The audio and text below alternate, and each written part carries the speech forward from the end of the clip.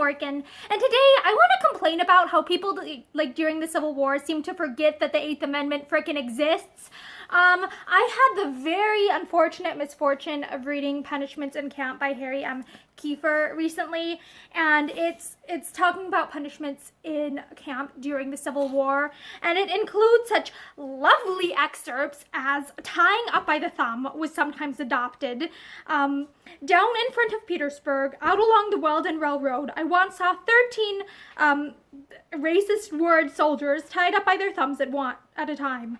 Between two pine saplings, a long pole had been thrown across and fastened at either end, about 7 feet from the ground. To this pole, 13 ropes had been attached at regular intervals, and to each rope a racist word was tied by the thumb in such a way that he could just touch the ground with his heel and keep the rope taut. If anyone will try the experiment of holding up his arm in such a position for only 5 minutes, he will appreciate the force of the punishment of being tied up by the thumbs for a half day. And I'm like, this is clearly a cruel and unusual punishment. How the heck does this do anything other than violate the 8th Amendment? Like, this clearly violates the 8th Amendment, and yet it's just being talked about as if this is like a normal everyday thing to do in the context of like a military camp. And I'm like, what the heck?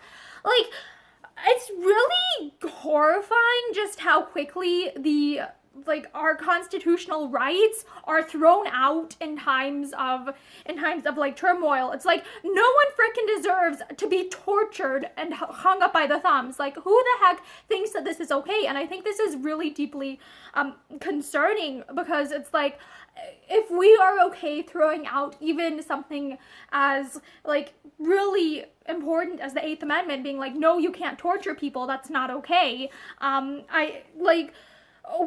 What does that mean for the rest of the amendments? What does that mean for the rest of people's freedoms? Like, we have to uphold our important constitutional amendments, especially like the 8th Amendment, even in times of turmoil, even in times of war. Like, no one deserves to be subject to cruel and unusual punishment, period. And I wanted to talk about this because some of the stuff mentioned in Punishments in Camp just, as the saying goes, it boils my blood, and it makes me really pissed off. Like, if these are the tactics that you use to win a war, you do not deserve to win a war. That's all I'm saying.